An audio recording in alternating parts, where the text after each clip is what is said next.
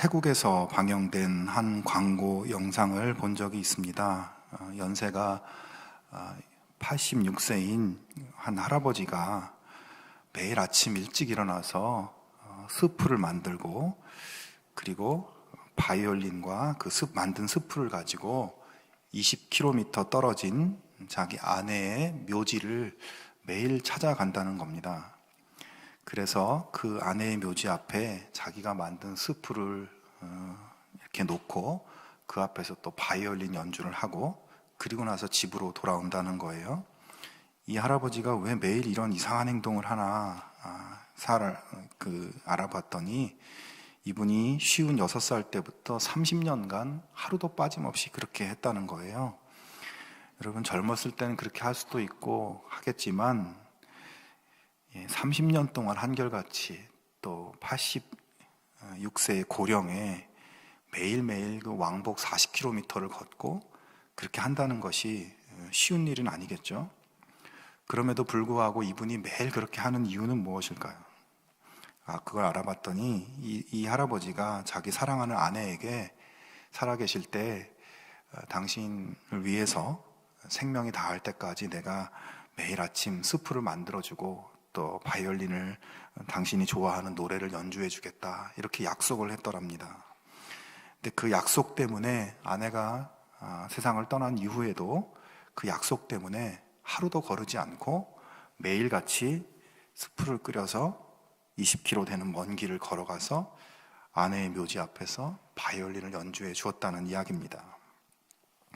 우리는 수없이 많은 약속을 하면서 살아갑니다. 가족과의 약속, 또 친구들과의 약속, 또 직장에서의 약속, 자기 자신과의 약속, 하나님과의 약속, 그렇게 많은 약속을 하면서 살아갑니다.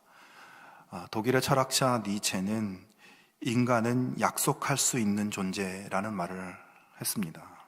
그렇습니다. 인간은 약속을 할 수 있고 약속을 하면서 살아가는 존재입니다. 다른 존재와는 다르게. 그렇기 때문에 인간인 것입니다. 오늘 2020년 마지막 주일인데요, 올해를 시작할 때 여러분은 어떤 약속을 하셨나요? 그리고 한 해 동안 어떤 약속을 하면서 살아왔습니까? 인간은 세상의 다른 존재들과는 달리 약속을 할 수 있는 존재라는 말은 결국 자기 약속에 대해서 책임을 지는 존재, 또 책임을 져야 하는 존재라는 의미입니다. 2020년을 돌아보면서 내가 한 말, 내가 한 약속을 책임지며 살아왔는지 반성하고, 그리고 아직 남은 며칠 동안 우리의 약속을 지키며 그렇게 올해를 잘 마무리할 수 있기를 바랍니다. 여러분, 기독교는 약속의 종교입니다. 우리의 믿음은 하나님의 약속에 대한 믿음입니다. 우리가 가지고 있는 성경은 약속의 책입니다. 성경이 구약과 신약으로 되어 있는데, 옛날 약속인 구약과 새로운 약속인 신약, 그 약속의 책인 것이에요. 이 약속의 책에 나와 있는 많은 믿음의 사람들의 여정을 살펴보고 그 이야기들을 읽어보면 거기서 발견될 수 있는 것이 하나 있습니다. 그것은 하나님께서는 한 번도 하신 약속을 어기신 적이 없으셨고 반드시 그 약속을 지키시는 분이셨다는 것을 발견할 수 있습니다. 우리는 약속을 지키지 못할 때가 많지만 하나님은 언제나 신실하게 우리를 향한 약속을 지켜주셨습니다. 신실하신 하나님의 은혜, 정말 누구보다 믿을 만한 하나님께서 바로 우리의 아버지이신 것을 감사하며 그렇게 올 한 해를 마무리하고 새해를 맞이할 수 있기를 바랍니다. 오늘의 본문은 예수님의 족보입니다. 신약 성경의 첫 번째 책인 마태복음, 그리고 그 마태복음의 첫 번째 내용이 바로 오늘 본문이죠. 참으로 독특한 출발입니다. 예수님의 이야기를 기록하고 있는 다른 복음서들을 보면 모두 서두에 예수님의 탄생에 대한 이야기를 보여주고 있어요. 물론 마태복음도 다른 복음서처럼 예수님 탄생 이야기를 기록합니다. 요셉의 그 꿈에 천사가 나타나서 너의 아내 마리아가 성령으로 잉태되었고 이제 곧 아들을 낳게 될 것인데 그가 바로 하나님이 보내신 세상의 구원자이다, 이런 꿈을 꾸는 것으로 예수님의 탄생 이야기가 시작됩니다. 그리고 동방 박사들이 별을 따라서 베들레헴에 와서 예수님께 경배했다는 그런 이야기도 나옵니다. 하지만 마태복음은 그런 이야기들을 소개하기에 앞서서 족보를 떡하니 소개하고 있는 것입니다. 예수님의 탄생보다 훨씬 고대로 올라가서 수세기 전, 수천 년 전으로 거슬러 올라가서 지루해 보이는 족보를 장황하게 나열하고 있는 것이에요. 우리가 마음 먹고 성경을 읽어보려고 첫 장을 딱 열면 이렇게 발음도 쉽지 않은, 처음 들어보는 생소한 이름들, 누가 누구를 낳고 누가 누구를 낳고 나랑 상관없어 보이는 길게 나열되는 본문을 대하면서 우리는 그냥 건너뛰어 버리고 싶은 마음도 생깁니다. 그렇다면 마태는 왜 복음서를 이렇게 시작하고 있는 것일까요? 다른 복음서처럼 족보 같은 이 지루한 기록 말고 읽는 사람들의 흥미를 끌만한 이야기부터 소개하고 시작하면 더 좋지 않았을까? 그는 이 족보를 통해서 무슨 이야기를 하고 싶은 것일까? 우리가 먼저 1절, 그 족보의 시작인 1절을 보면요, 아브라함과 다윗의 자손 예수 그리스도의 계보라, 이렇게 시작하고 있습니다. 이 한 절 말씀을 우리가 좀 깊이 묵상해 보면 이 말씀의 의미는 이런 것입니다. 마태가 이제부터 쓰려고 하는 모든 예수님의 이야기는 분명한 역사적 사건이라는 것을 선언하는 의미를 담고 있어요. 예수 그리스도의 모든 행적은 허구가 아니라 실제로 존재하고 있었던, 실제로 있었던 역사라는 것입니다. 여러분, 우리는 옛날 이야기들을 많이 알고 있습니다. 옛날 어린이들 동화들, 잠자는 숲속의 공주라든가, 또 요즘 미녀와 야수라든가, 또 반지의 제왕, 해리포터 이야기, 이런 재미있는 이야기들을 우리가 많이 알고 있는데, 이런 이야기들은 오랫동안 많은 사람들에게 사랑을 받아왔고 또 좋은 교훈도 많이 남기는 이야기들이죠. 그러나 이 이야기들이 그렇게 재미있고 또 어떤 교훈을 우리에게 준다고 할지라도 그 이야기들은 실화가 아니라 다 허구입니다. 현실적으로 말도 안 되는 인물들과 이야기들로 가득하죠. 하지만 사람들은 그 이야기들이 모두 허구라는 것을 알면서도 그 이야기들을 좋아하고, 어떤 사람들은 요즘 아이들 말로 덕후가 된다고 하죠. 그 이야기들에 열광하고 이것을 영화로도 만들고 여러 가지 이야기들을 또 적용해서 많은 사람들이 재미있어하고 좋아합니다. 왜 그런 것일까요? 이 허구의 이야기들을 왜 사람들은 이렇게 좋아하는 것일까? 사람들의 마음 깊은 곳에 자리 잡고 있는 어떤 영속적인 갈망을 표현해 주기 때문입니다. 그것을 실현하는 감동을 느끼게 해주기 때문입니다. 무슨 말인가 하면, 사람들은 죽음을 면하고 영원히 살고 싶은 그런 갈망을 이 마음속 뿌리 깊은 곳에 가지고 있어요. 그리고 영원한 사랑, 변하지 않는, 나만을 사랑하는 그런 행복하고 영원한 사랑을 만나고 싶어 하는 사람들의 갈망이 있습니다. 그리고 지구와 우주의 모든 악을 물리치고 정의가 실현되는 그런 갈망도 사람들은 가집니다. 하늘을 마음대로 날아다니는 갈망, 시간과 공간을 초월해서 마음먹은 모든 것을 가능하게 만드는 그런 갈망을 사람들은 가지고 있습니다. 그런데 제가 앞에서 말한 그 이야기들이 잠깐이지만 사람들의 마음속에 있는 그런 갈망들을 채워주고 가려운 곳을 긁어주는 것들이죠. 그런 이야기들을 읽으면서 가슴이 설레합니다. 자, 그런데 사람들은 그런 어떤 우리의 영속적인 갈망을 채워주는 이야기를 좋아하기도 하지만, 대부분 이 이야기가 사실이 아니라는 것, 허구라는 것을 알고 현실이 아니라는 것을 알고 정신을 차리고 나면 이것을 부정하고 그런 이야기 속의 세계관 속에 빠져 사는 것을 오히려 바보스러운 일이라는 것을 알고 있습니다. 자, 이제 우리 예수님의 탄생 이야기를 비롯한 예수님의 이야기로 돌아와 보십시다. 예수님 이야기도 어떻게 보면 사람들이 좋아하는 판타지 이야기처럼 보이지 않습니까? 우리와는 다른 세상에서 우리의 세상으로 침투해 온 비밀스럽고 신비한 탄생으로 예수님의 이야기가 시작합니다. 기적을 행하는 능력을 이 주인공이 가지고 있어요. 바다를 잔잔하게 만들고 조그만 빵덩어리로 수많은 사람들을 먹이고 죽을 병을 고쳐주고 죽은 사람도 살립니다. 그러다가 이 주인공은 악당들의 공격으로 처절한 고통을 받고 그렇게 힘없이 죽임을 당해요. 모든 희망이 사라져버린 것 같습니다. 그런데 갑자기 반전이 일어나죠. 죽음에서 다시 살아나 모두를 구원합니다. 죽어도 다시 사는 어떤 초월적인 영웅 이야기예요. 악인들을 결국 꼼짝 못하게 만들어버리는 이야기. 우리 예수님 이야기가 또 하나의 어벤져스 이야기로 보입니다. 그렇습니다. 세상 사람들은 예수님의 이야기를 보면서 그렇게 느낄지도 모르겠습니다.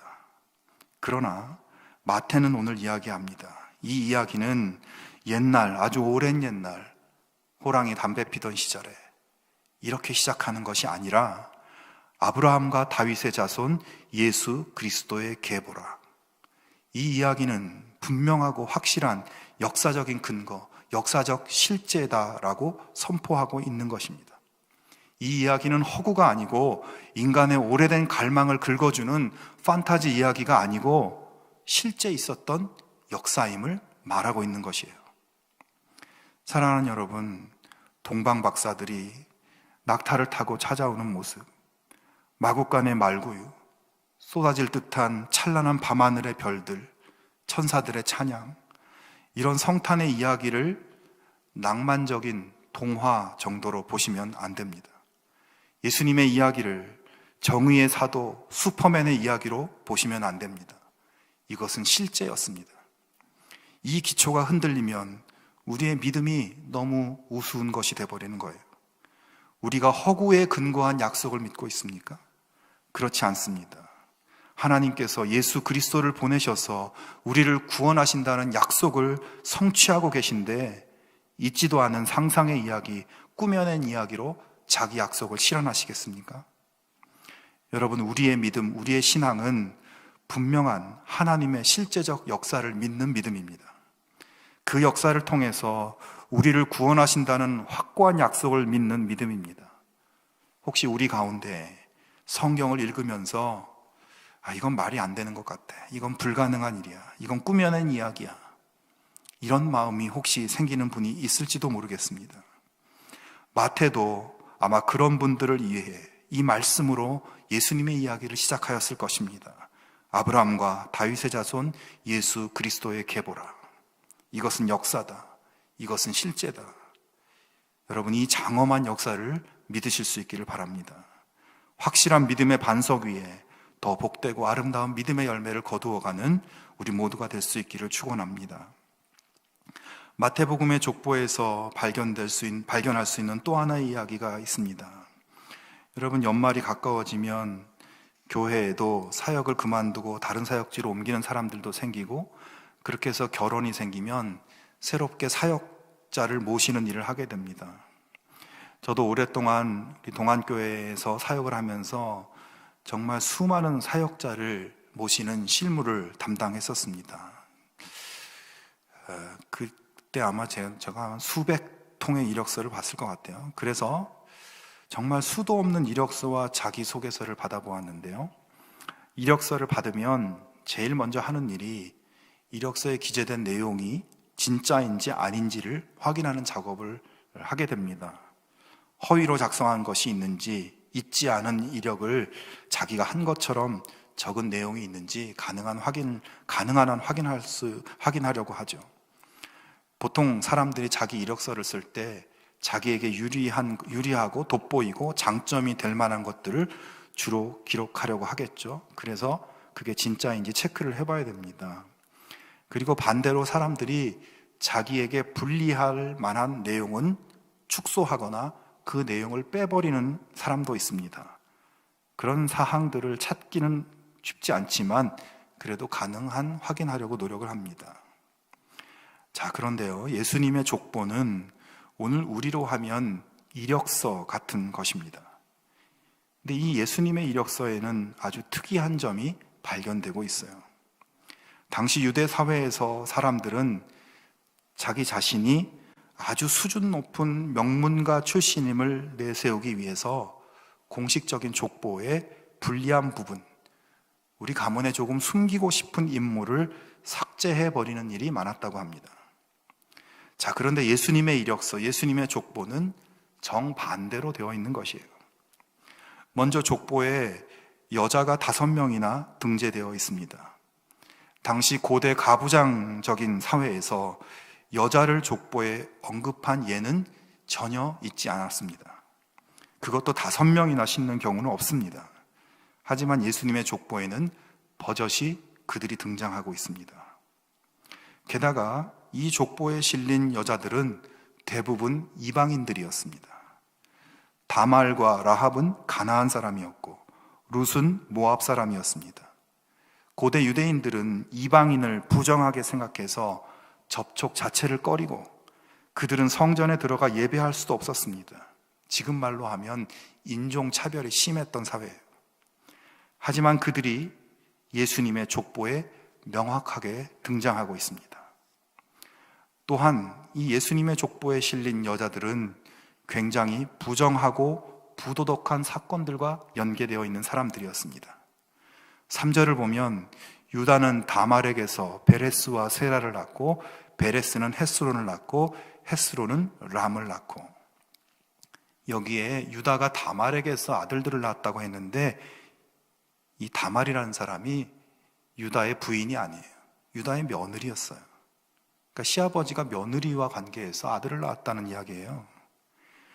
여기 다말이라고 하는 여자는 시아버지 유다를 속여서 자신과 동침하게 만든 여자입니다. 그렇게 낳은 아들들이 바로 베레스와 세라입니다. 물론 다말이 그렇게 시아버지를 속이기 전에 이 시아버지 유다가 잘못한 게 많이 있어요. 어쨌든 이 다말과 관계된 부분은 어쩌면 숨기고 싶은 치부와 같은 이야기입니다. 그래서 보통 사람 같으면 아마 이 3절 말씀을 바꿔버렸을 거예요. 다말이라는 이름을 빼버리고 유다는 베레스를 낳고 베레스는 헤스론을 낳고 이렇게 족보를 기록했을 겁니다. 하지만 예수님의 족보는 다말을 불러내고 있습니다. 다말을 불러내서 입에 담기 힘든 부끄러운 그 사건을 소환하고 있습니다. 5절에 라합이라는 여자도 족보에 실을 만한 인물이 아니에요. 그는 이방인이면서 동시에 그의 직업은 기생이었습니다. 기생이 무슨 일을 하는 사람인지 여러분 아시죠? 이 부분도 라합을 빼버리고 그냥 살몬 보아스를 낳고 이렇게 적어도 될 만한 부분입니다. 다른 사람들은 다 그렇게 했을 거예요. 더 충격적인 부분은 6절입니다. 이새는 다윗 왕을 낳으니라. 다윗은 우리아의 아내에게서 솔로몬을 낳고. 여러분, 예수님의 혈통 속에 왕이 있었어요. 여러분의 족보에 왕이 있다면 여러분 마음이 어떻겠습니까? 굉장히 자랑스럽지 않겠습니까? 어제 제가 우연히 인터넷 서핑을 하다가 임진왜란 때 거북선을 처음 만든 사람이 누구인지 알게 됐는데요. 거북선을 처음으로 만든 사람은 나대용이라는 선박 기술자였습니다. 거북선 하면 이순신 장군이 만든 것으로 아는데 사실 거북선을 디자인하고 설계하고 제작한 실무자는 나대용이라는 선박 기술자 과학자였어요. 근데 여러분, 나대용 이분이 저의 족보에 속한 사람은 아니지만 성이 나시라는 사실만 가지고도 제가 정말 기분이 좋아지더라고요. 자, 여러분, 예수님은 왕족의 혈통이에요. 그런데 이 자랑스러운 부분에 마태는 초를 치고 있습니다. 다윗이 우리아의 아내에게서 솔로몬을 낳았다, 이렇게 쓰고 있어요. 그것도 그냥 사람의 실명인 밧세바라고 하지 않고 굳이 우리아의 아내라고 쓰고 있습니다. 그러니까 다윗이 자기 아내한테서 아들 낳은 게 아니라 다른 사람의 아내한테서 아들을 낳았다고 이렇게 족보에 쓰고 있는 거예요. 우리아의 아내라는 두 개의 단어는 이스라엘 역사에 굉장히 수치스러운 역사를 소환합니다. 다윗을 위해서 위험을 무릅쓰고 목숨을 바치며 함께했던 부하들 중에 한 사람이었어요. 우리아라는 사람이요. 그러나 다윗은 그런 충성스러운 부하 우리아의 아내 밧세바를 바라보면서 그녀를 탐했고 결국 동침했습니다. 그러고는 손을 써서 우리아를 죽이고 그녀와 결혼했습니다. 둘 사이에 태어난 아들이 솔로몬인데 예수님은 그의 후손입니다. 이 부분도 우리아의 아내 또는 밧세바라는 이름을 굳이 넣지 않고 그냥 다윗은 솔로몬을 낳고 솔로몬은 르호보암을 낳고 이렇게 쓸만한 부분이죠. 그러나 밧세바도 아니고 우리아의 아내라고 쓰면서 다윗의 치부를 드러내고 이 엮이는 가정에서 치명적 흠이 있는 이런 혈통에서 예수 그리스도가 오셨음을 기록하고 있습니다. 이런 족보라면 차라리 안 쓰는 게 좋을 법한 족보입니다. 그런데 마태는 이것을 내세우고 있어요. 여기에 간음과 탐욕, 추잡한 일을 저지른 도덕적 실패자들이 나옵니다. 인종적으로 차별받는 이방인들이 나옵니다. 모세의 율법으로 판단했을 때 모두 하나님의 거룩한 전 앞에 설 수 없는 사람들입니다. 그런데도 그들 모두를 예수님의 조상으로, 예수님의 집안 사람들로 공개적으로 보여주고 있는 것입니다. 이것은 무슨 의미일까요? 인종적으로, 도덕적으로, 성적으로, 심지어 율법에 의해서 배제될 수밖에 없는 사람들도 예수님의 가족으로 받아들여진다는 것이에요.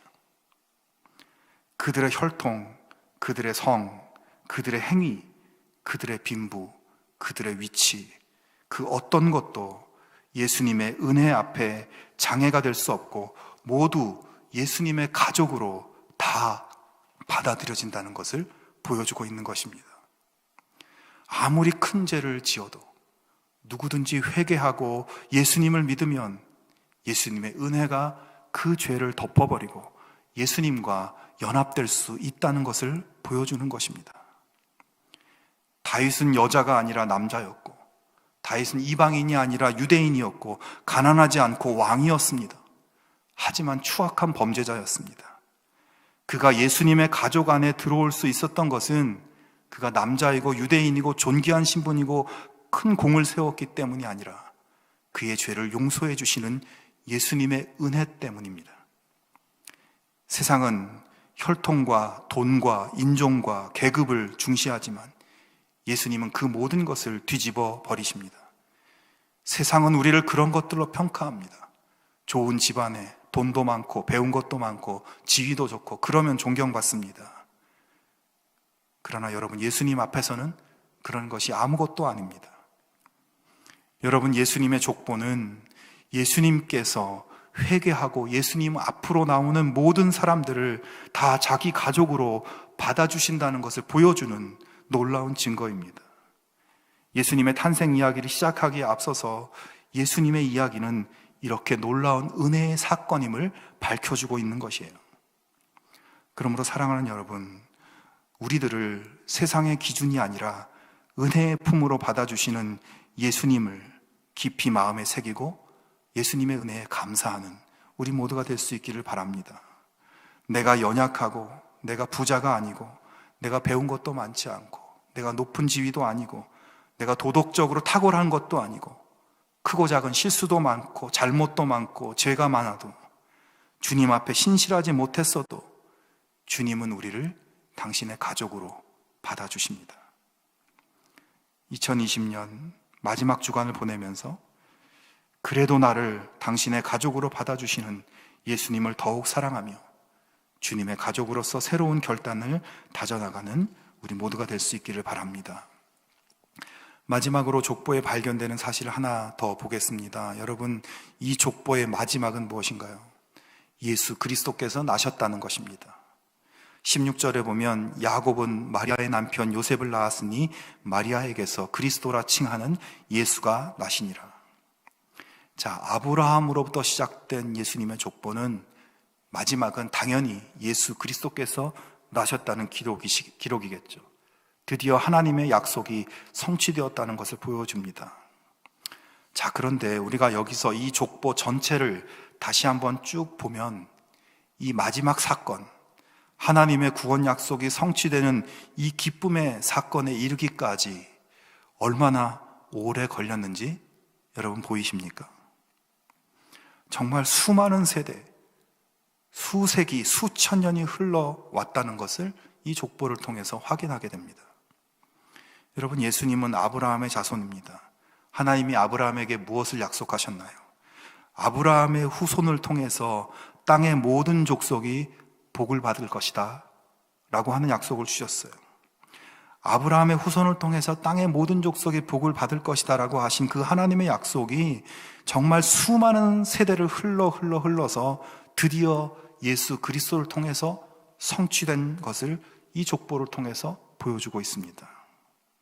아니, 그보다 더 거슬러 올라가서 창세기에 아담과 하와의 시대에 하나님께서는 여자의 후손이 사탄의 머리를 상하게 할 것이다 라는 말씀을 하십니다.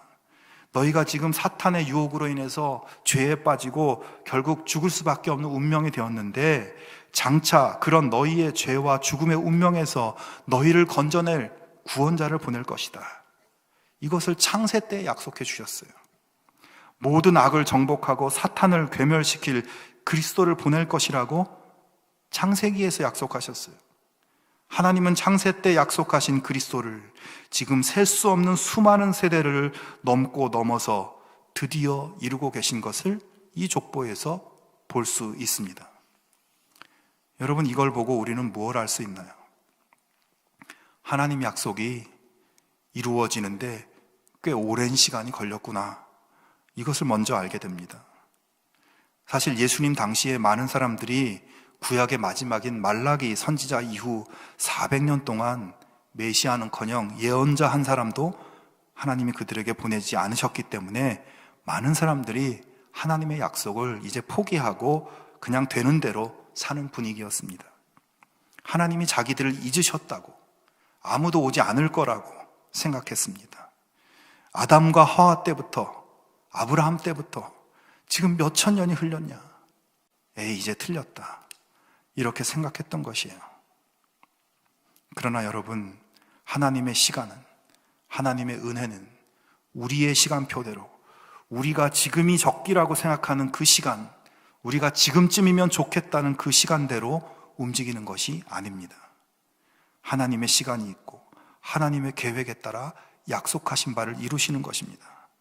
조급해하지 마시기 바랍니다. 하나님이 나를 잊어버리신 것이 아닙니다. 우리가 보기에는 하나님이 약속을 잊으신 듯 보이지만, 하나님은 하나님의 때에 수많은 시간이 흐른 뒤에라도, 수천 년이 흐른 뒤에라도 반드시 그 약속을 이루시는 분입니다.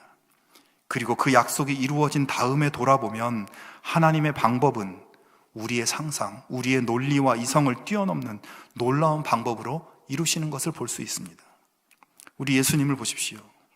하나님이시면서 왕이신 예수님이 태어난 곳은 궁전이 아니라 가축우리였습니다. 모든 사람들의 기대에 어긋나는 방법이었어요. 그리고 그렇게 연약한 모습으로 오셔서 십자가에 달려 죽으심으로 우리를 구원하셨습니다. 도무지 그 누구도 예상하지 못했던 방법으로 우리를 구원하시는 약속을 이행하고 계십니다. 그것이 하나님께서 약속을 지키는 방법입니다. 성도 여러분, 우리는 약속을 잘 지키고 있습니까?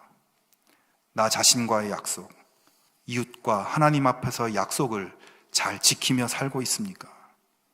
내 주변의 사람들은 나에게 한 약속을 잘 지켜줍니까? 나도 잘 못 지키고 사람들도 그렇게 하며 살아갑니다. 나도 완벽하지 못하고 사람들도 완벽하지 못합니다. 그게 우리의 모습입니다. 그래서 실망하기도 하고 힘들어하기도 합니다. 그러나 여러분, 나를 사랑하시는 하나님, 나의 조건을 보지 않으시고 그저 예수님 하면서 그 이름을 부르고 그 앞에 나아가기만 하면 자기 가족으로 받아주시는 주님께서는 나를 위한 모든 약속을 반드시 이행하십니다. 내가 주님께 내 삶의 방향을 전환하고 내가 주님과 함께 살고 싶다고 주님께 이야기하고 주님이 나의 구원자시라고, 나의 인도자이시라는 것을 인정하고 그렇게 말하기만 하면 나를 구원하시겠다는 그 약속, 세상 끝날까지 너와 함께 하시겠다는 약속, 그것을 주님은 반드시 지켜주십니다. 그것도 내 방법보다 훨씬 좋은 방법으로, 내 시간보다 훨씬 좋은 시간에 주님은 그 약속을 지키십니다. 2020년을 보내는 이 한 주간, 마지막 한 주간이죠. 주님의 신실하심을 다시 한번 감사하고, 내가 지키지 못했던 약속이 있으면 하나님 죄송합니다, 다시 잘해볼게요, 그렇게 고백하고 그렇게 새해를, 내일을 준비하는 우리 모두가 될 수 있기를 주님의 이름으로 축원합니다. 함께 기도하겠습니다. 하나님 아버지, 신실하신 하나님의 얼굴을 우리에게 비춰 주시옵소서.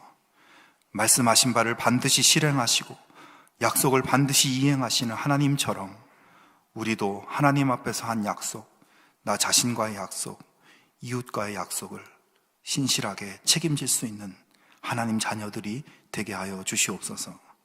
아버지를 부끄럽게 하지 않는 자녀들 되게 하여 주시옵소서.